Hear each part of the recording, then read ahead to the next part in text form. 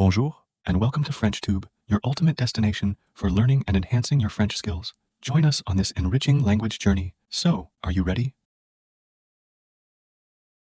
Se sentir invisible dans un grand monde. Fabien a 16 ans. C'est un garçon normal. Il va au lycée tous les jours, fait ses devoirs et joue aux jeux vidéo le soir. Mais parfois, il se sent inutile. Il regarde son téléphone et voit des vidéos de jeunes qui voyagent, qui chantent, qui créent des entreprises. Ils ont du succès, ils sont célèbres. Fabien pense « Moi, je ne fais rien d'important. Ma vie est ennuyeuse. » Un jour, il rentre du lycée et s'assoit sur son lit. Il ouvre son application préférée et commence à faire défiler les vidéos. Il voit un garçon de son âge qui aide des gens dans la rue. Les commentaires sous la vidéo disent « C'est inspirant » ou « Bravo, tu changes des vies ». Fabien soupire. Il se demande « Comment puis-je, moi aussi, faire quelque chose de bien ?» Au dîner, il parle avec ses parents. Sa mère dit « Tout le monde peut t'aider, même avec des petites choses. » Mais Fabien n'est pas convaincu. Il pense que pour changer le monde, il faut être riche ou célèbre. Il finit son repas sans dire un mot et va se coucher. Le lendemain, en allant au lycée, il marche lentement. Il regarde autour de lui. Les voitures passent vite, les gens sont pressés. Fabien se sent petit dans cette grande ville. Il arrive en classe et écoute son professeur parler d'histoires inspirantes. Il entend une phrase qui l'interpelle. Un petit geste peut avoir un grand impact. Après les cours, il rentre chez lui par un chemin différent. Il passe devant une boulangerie et voit une vieille dame qui porte 2 gros sacs. Elle semble fatiguée. Fabien hésite, puis il s'approche et dit timidement « Bonjour madame, vous avez besoin d'aide ?» La dame le regarde et sourit. « Oh, c'est gentil mon garçon. Oui, ces sacs sont lourds. » Fabien prend un sac et marche avec elle jusqu'à son immeuble. La dame le remercie chaleureusement. Il se sent bien, comme s'il avait fait quelque chose d'important. Ce soir-là, allongé dans son lit, il repense à ce moment. Peut-être que sa mère avait raison. Peut-être que changer le monde commence par un petit geste. Une connexion inattendue. Le lendemain, Fabien passe encore devant l'immeuble de la vieille dame. Elle est assise sur un banc devant la porte de son immeuble. Quand elle le voit, elle lui sourit et dit « Bonjour, jeune homme. Merci encore pour hier. » Fabien s'arrête et sourit aussi. « De rien, madame. Vous allez bien ?» demande-t-il. « Oui, mais je suis un peu fatigué aujourd'hui, » répond-elle. « Je m'appelle Madame Rousseau.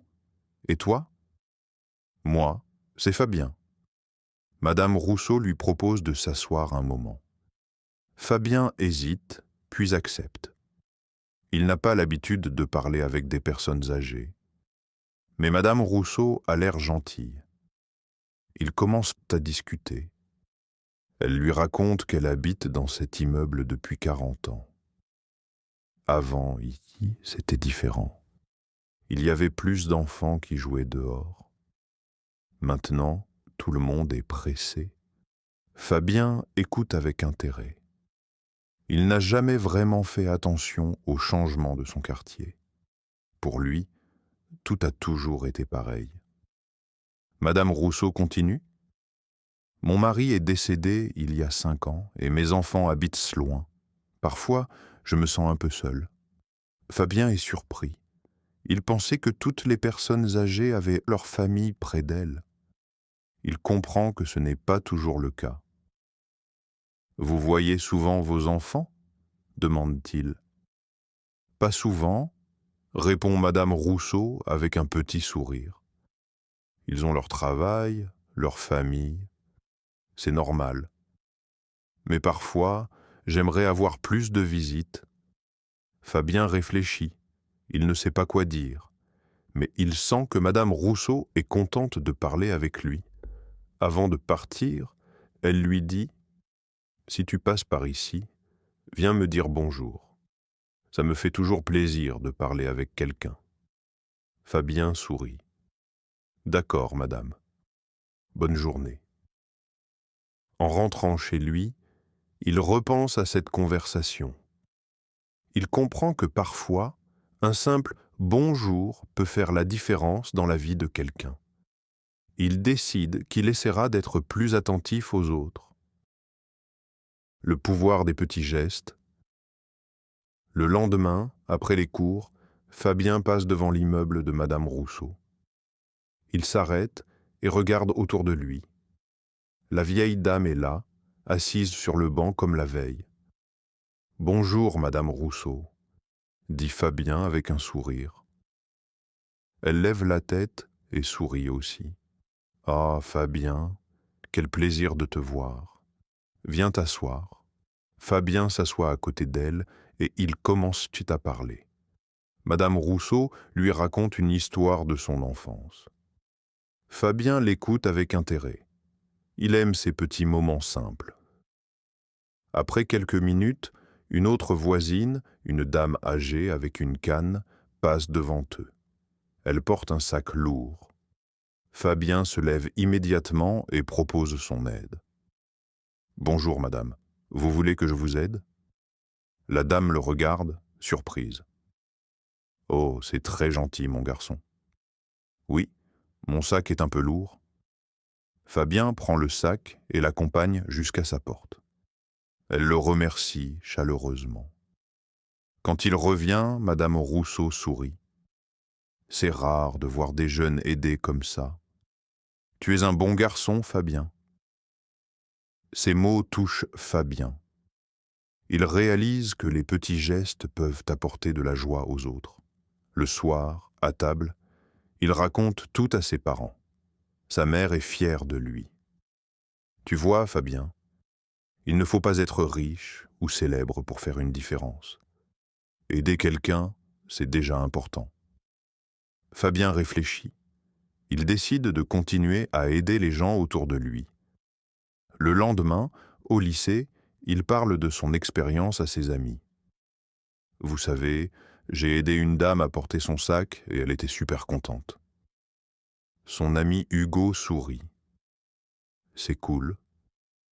On devrait faire ça plus souvent. » Fabien et ses amis commencent alors à proposer leur aide aux personnes âgées de leur quartier. Ils portent des sacs, traversent la rue avec eux et leur disent bonjour. Petit à petit, d'autres élèves s'intéressent à leur initiative. Ils créent un petit groupe appelé les Mains Solidaires.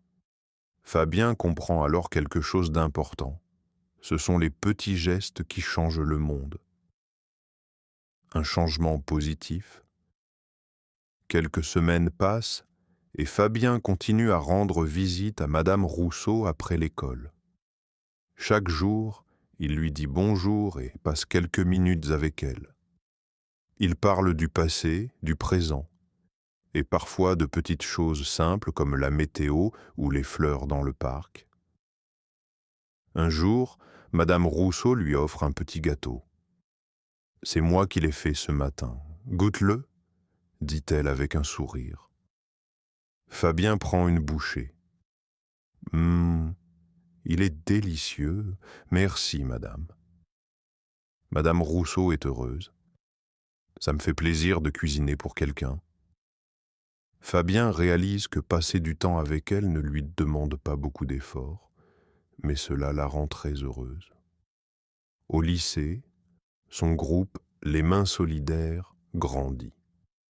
De plus en plus d'élèves veulent participer. Certains aident à porter les courses, d'autres passent du temps avec des personnes âgées seules. Un jour, le directeur du lycée entend parler du groupe. Il félicite Fabien et ses amis. « Vous faites un très beau travail, je suis fier de vous. » Il décide d'en parler dans le journal de l'école. Fabien est surpris. Il n'a jamais pensé que de simples gestes pouvaient avoir autant d'impact. Madame Rousseau aussi est fière de lui. Tu sais, Fabien, grâce à toi, je ne me sens plus seul. Merci. Ces mots touchent profondément Fabien. Il comprend que le vrai bonheur ne vient pas seulement de ce qu'on reçoit, mais aussi de ce qu'on donne aux autres. À la fin de l'année scolaire, le groupe Les Mains Solidaires organise un goûter avec les personnes âgées du quartier. Tout le monde est heureux. Fabien sourit. Il sait maintenant qu'un petit geste peut changer une vie. This is the end of the video. If you like our method, please hit the subscribe button and turn on notifications to stay updated with the latest learning videos.